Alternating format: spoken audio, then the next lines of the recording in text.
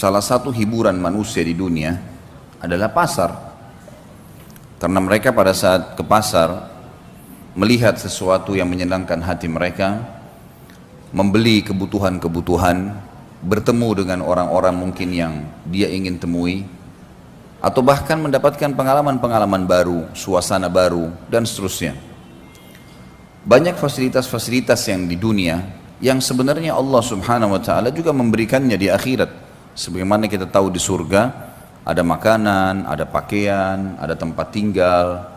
Hanya saja kondisinya berbeda, situasinya berbeda. Seperti misal kasus pakaian yang pernah kita jelaskan dulu, berbeda sekali. Pakaian ahli surga itu akan diletakkan oleh Allah yang maha tinggi dan maha pemurah di sebuah pohon, yang pohon itu memiliki buah yang sebesar bentuk seperti delima tapi sangat besar. Kalau ahli surga ingin menggunakan baju atau mengganti baju mereka, maka secara otomatis pohon itu akan mendekat, terbuka, kemudian di dalamnya ada 70 gaun dengan 70 warna, dengan 70 model yang dia tinggal ingin dalam hatinya jenis tertentu atau warna tertentu, maka tiba-tiba terkenakan di badannya tanpa lagi harus dia buka, dia pasang, nggak ada lagi seperti itu. Jadi ada pakaian sebagaimana kata dunia, tapi berbeda sisi kualitas, ya. Terus metode caranya, situasinya berbeda semuanya. Dan pada saat pohon itu tertutup, ya semacam tanda kutip lemarinya ahli surga itu tertutup karena dia sudah memilih gaunnya, kemudian dia ingin mengganti pada waktu yang seketika setelahnya, mendekat lagi tempat tersebut, pada saat dibuka berubah lagi 70 gaun tapi beda warna, beda model, semuanya berbeda. Jadi setiap saat, dan itu khalidina fiha, kekal di dalamnya, nggak ada lagi batas waktu. Bahkan dalam hadis dikatakan Nabi SAW bersabda, pakaian mereka tidak akan usang. Jadi walaupun baju itu kita pakai terus berhari-hari, bertahun-tahun pun, kalau hitungan dunia kita bahasakan tahun, di akhirat tentu tidak ada lagi hitungan waktu seperti ini. Dimensi waktunya berbeda gitu. Maka secara otomatis, ya, tidak akan usang, apalagi kalau diganti. Dan setiap saat makanan ahli surga sudah kita jelaskan panjang lebar. Buah, ada nama-nama seperti buah delima, buah kurma, buah anggur, di dunia ada. Tapi ini cuma sama dari sisi nama, bentuk, rasa, berbeda semuanya. Kurmahnya besarnya seperti tempayan, sebesar apapun. Mungkin sekarang kalau kita lihat kurma paling besar mungkin ambar, itu seperti jari telunjuk seseorang di antara kita gitu kan, ya mungkin digabungin 2 jari telunjuk itu maksimal. Nggak ada kurma yang lebih besar daripada itu. Tapi di akhirat satu buah kurma seperti tempayan, yang dia makan bukan karena lapar, tapi dia sedang menikmatinya. Dia akan berhenti kalau dia ingin pindah ke kegiatan lain atau ke makanan lain. Nggak ada kenyang, nggak ada lapar. Sudah kita jelaskan masalah itu. Buah-buah anggur yang sangat besar dan tidak pernah habis. Buah di surga kalau dipetik keluar lagi, dipetik keluar lagi, nggak pernah habis. Nggak butuh tunggu waktu untuk itu. Nggak butuh tunggu waktu untuk supaya bisa tumbuh lagi. Bahkan ada hadis yang disebutkan oleh Nabi SAW, nanti ada orang di surga meminta kepada Allah agar bercocok tanam. Dia mau cocok tanam. Kata Nabi SAW, Allah berfirman padanya, bukankah semua fasilitas sudah ada padamu? Semua pohon-pohon, semua jenis buah-buahan ada, bahkan di surga ada yang tidak mungkin ada di dunia.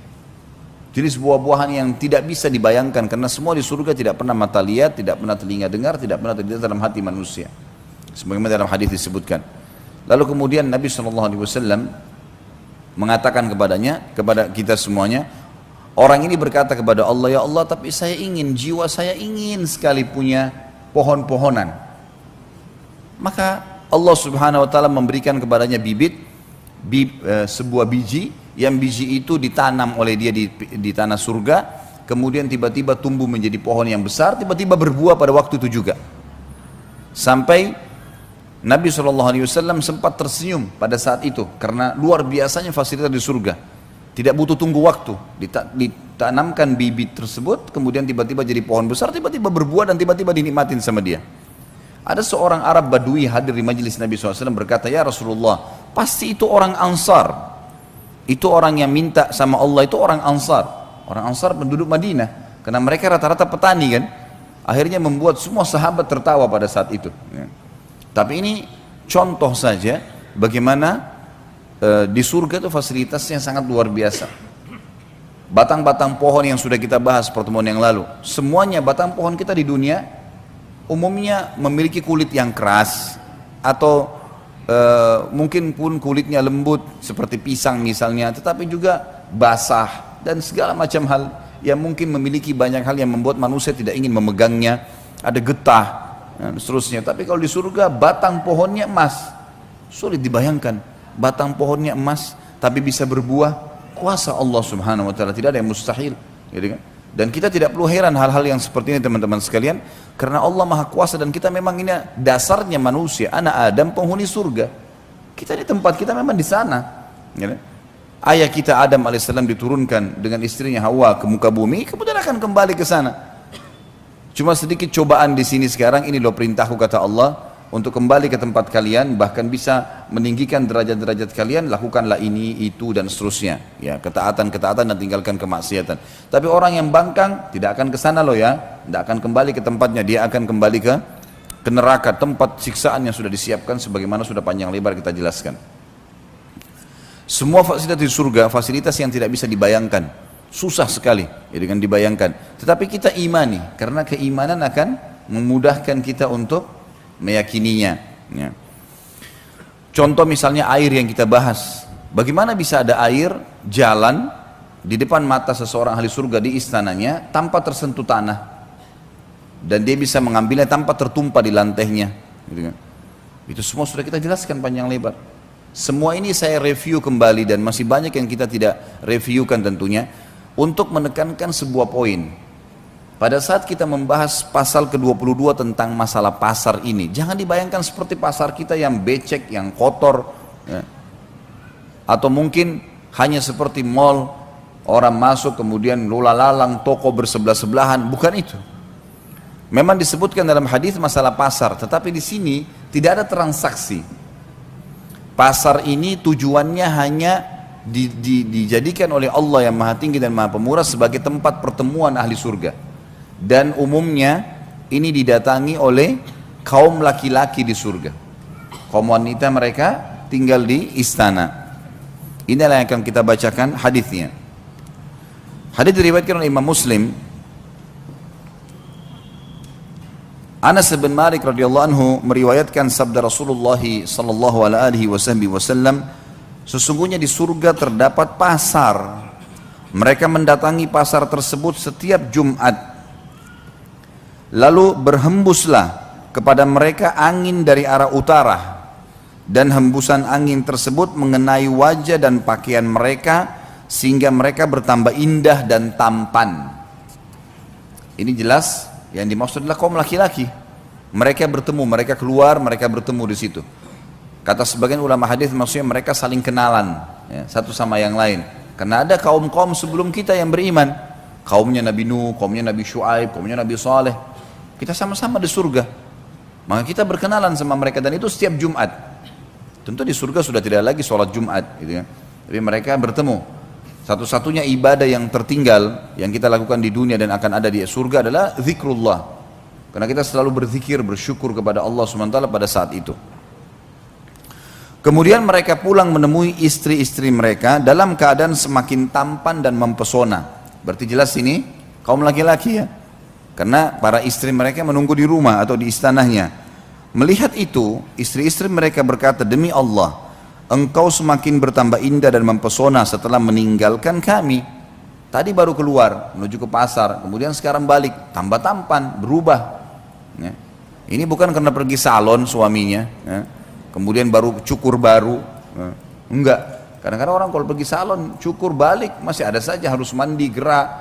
Enggak ada, ini tiba-tiba sudah sangat sempurna gitu. Nggak ada lagi orang jelek di surga, nggak ada lagi orang jelek. Dan sebagaimana juga sudah dijelaskan, salah satu ciri ahli surga adalah mereka memiliki kulit yang sangat bersih, ya. Nggak ada lagi orang yang memiliki kulit yang kotor, yang gelap. Semuanya sudah berubah.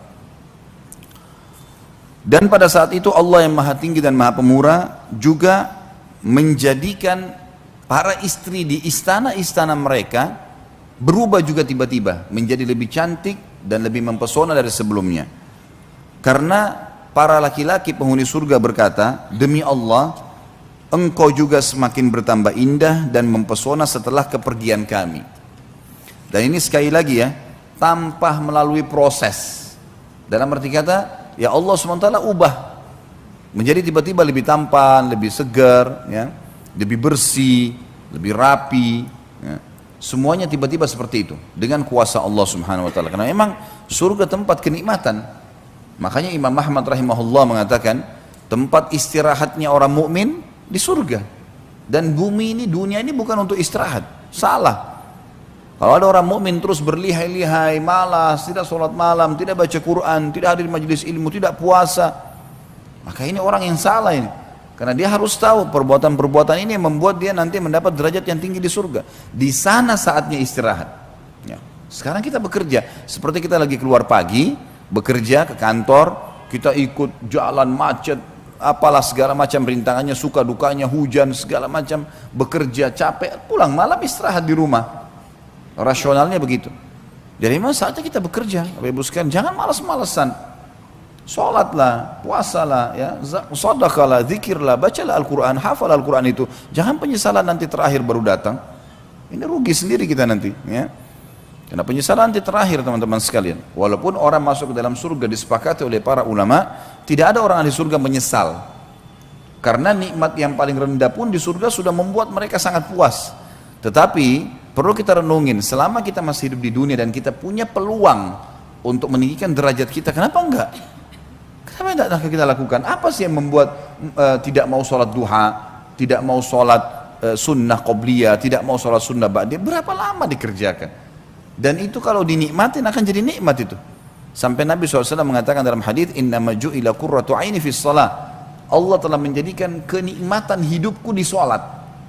Di atas skalanya sholat bagi dia, sallallahu alaihi wasallam. Dan kita pengikutnya, harusnya kita mencontohi beliau. Sholat itu nikmatin Bapak Ibu sekalian, dari takbir Allahu Akbar, tenang, baca iftitahnya pelan, Al-Fatihah pelan. Jadikan betul-betul sebuah pertemuan mulia antara kita dengan Sang Pencipta Allah. Tanda kutip di sini. Karena kita komunikasi dengan Allah Subhanahu wa taala dengan sholat gitu kan. Karena sholat itu memang doa. Ya, seseorang sedang menyampaikan, sedang komunikasi dengan Tuhannya. Dalam sebuah hadis sahih dikatakan kalau seorang hamba mengatakan alhamdulillah, Allah menjawab dari langit, habadani abdi, hambaku memuji-muji saya. Memang ada respon. Kita kalau ruku kita mengatakan subhana rabbiyal azim, maha suci Tuhanku yang maha agung. Sami Allahu liman hamida, Allah telah mendengar siapapun yang memujinya. Rabbana walakal hamd, segala puji bagimu wahai Tuhan kami. Sujud subhana rabbiyal a'la, maha suci Tuhanku yang maha tinggi. Memang kita sedang komunikasi. Tahiyat at-tahiyatu lillah, semua ucapan baik yang kami ucapkan untuk Allah. Jadi semuanya memang komunikasi seorang hamba dengan Sang Pencipta Allah, maka harus nikmatin. Ya. Jangan bermalas-malasan. Malas ini adalah penyakit yang harus dijauhi dan tidak layak dipredikatkan atau bahkan melekat pada seseorang mukmin dan mukminah. Tidak boleh. Saatnya kita bekerja, gitu kan. Nanti di surga akan ada balasan yang membuat kita puas. Kata Allah dalam Al-Quran, "Fala sawfa yarda." Semua orang-orang yang berbuat ketaatan itu nanti dia akan ridha, dia akan luar biasa puas. Bahkan ya, mereka berharap kalau bisa kembali ke dunia supaya mereka mengulangi amal-amal soleh dan memaksimalkannya. Ya, kemudian barulah mereka meninggal dunia. Para sahabat itu kalau sholat sampai disebutkan dalam riwayat seperti tiang, seperti batang pohon yang tidak bergerak. Walaupun sampai disengat, ada beberapa di antara mereka disengat dahinya oleh lebah, berdarah, nggak bergerak. Karena nikmatnya mereka sholat. Ada di antara mereka dikena anak panah, berdarah, tidak bergerak. Gitu. Bagaimana dengan kita? Kadang-kadang cuma karena gerah sedikit, nggak mau sholat malam. Digigit semut, sudah berhenti, konsentrasinya buyar semua. Gitu. Yang lebih besar Anda atau semut? Hah? Lebih besar kita kan? Digigit ia sakit, ya sabarlah. Gitu. Kecuali kalau kita lagi tidak sholat. Gitu. Kalau lagi tidak sholat mungkin lain. Kita bisa memindahkan dia, tapi kalau lagi sholat, terus kemudian gara-gara itu setan tunggangi satu ekor semut untuk supaya kita tidak khusyuk sampai salam, ini bagaimana? Kehilangan banyak pahala, gitu kan? Makanya semua tempat, lokasi kita sholat memang sudah dibersihkan, diamankan, kemudian baru kita sholat. Karena termasuk tambahan dan adab dalam bab sholat, kalau seseorang itu memperindah dan menambah kenyamanan tempat-tempat ibadahnya, sejadahnya sudah bersih, mukenanya sudah bersih, sudah dibubuhi minyak wangi, kemudian segala macam hal yang merupakan masuk dalam bab adab. Itu nanti akan kita bahas insya Allah setelah selesai, karena bahasan kita tentang surga hari ini selesai ya. Insya Allah pertemuan akan datang kita akan masuk kembali ke kitab Minhajul Muslim. Kita akan lanjutkan bahasan kita, karena ini sebenarnya bahasan buku Rasulullah SAW cerita surga dan neraka ini pelengkap dari bahasan Minhajul Muslim. Pada saat kita bahas tanda-tanda hari kiamat, mahsyar, juga tentang kematian dan nikmat dan azab kubur, di Minhajul Muslim tidak disebutkan surga dan neraka, makanya kita pindah ke buku ini. Dan ini pasal terakhir kita dalam masalah surga dan neraka ini. Dan saya tetap berharap Bapak Ibu sekalian, buku ini harus selalu dijadikan sebagai rujukan untuk dibaca, bukan hanya pada saat kita taklim saja. Sebelum tidur review lagi kembali, baca tentang neraka, atau merasa futur itu kayak orang yang lemah lagi imannya. Buka buku ini, baca tentang neraka, baca tentang surga, janji-janji Allah, itu sangat bagus ya. Sangat bagus, sangat membantu kita sebenarnya untuk kembali mengingat akhirat. Karena beriman tentang akhirat ini sangat besar manfaatnya, luar biasa. Orang kalau mendahulukan akhirat dan selalu tahu kalau akan ada alam akhirat sana, dia buka matanya sehingga melihat realita memang dunia akan kita tinggalkan. Karena sehebat apapun seseorang, sekuat apapun fisiknya, sesehat apapun dia, setinggi apapun jabatannya, tetap mati gitu. Itu faktanya, itu nggak bisa kita bohong, nggak bisa didustakan itu. Gitu kan? Dan semua yang kita kerjakan, sebagaimana ada hidup dan mati, akan ada hisab di sana, ada surga dan neraka gitu. Maka seseorang beriman tentang adanya akhirat sangat luar biasa, membuat ketentraman jiwa. Karena dunia jadi kecil buat dia. Seberat apapun cobaan dia bisa laluin, gitu kan? Apapun sifatnya, oh dunia sebentar, udahlah saya akan laluin. Gitu. Udah kita akan laluin. Kita akan sangat semangat untuk mengejar akhirat itu, dan kita akan menganggap dunia ini kecil, apapun yang luput dari kita tidak masalah. Tidak ada sesuatu yang masalah. Sampai para ulama salaf anggota tubuhnya pun dipotong, bagiannya kecil, karena ini tidak akan abadi kok. Dunia dia mati, nanti dikasih jasad yang baru di akhirat. Jadi orang beriman sangat luar biasa. Kenapa para sahabat bersemangat untuk pergi jihad, padahal bisa dicincang badannya, bisa ditusuk, bisa segala macam, karena dia tahu. Dia sangat yakin kalau ditusuk nanti saya akan menuju kepada kehidupan abadi itu. Dan semua yang dijanjikan ini pasti ada. Innallaha la yukhliful mi'ad. Allah nggak bakal mungkin pungkiri janjinya, gitu kan? Waman asdaqu minallahi qila. Siapa yang lebih jujur daripada Allah dalam penyampaian? Nggak mungkin salah, nggak mungkin salah. Dan sudah pernah saya bilang, ketaatan-ketaatan yang kita lakukan Bapak Ibu sekalian, hanya kita lakukan dengan menikmatinya dan sabar sebentar. Mati masuk surga. Maksiat tidak usah dikerjakan. Nggak ada manfaatnya buat kita sama sekali. Dibenci sama Allah, dibenci oleh manusia, efek jerahnya besar. Lalu untuk apa? Toh juga setiap kemaksiatan yang dilarang itu jumlahnya lebih sedikit daripada yang diperintahkan atau gantinya. Kalau Allah haramkan misal daging hewan tidak boleh dimakan, semuanya jenis hewan.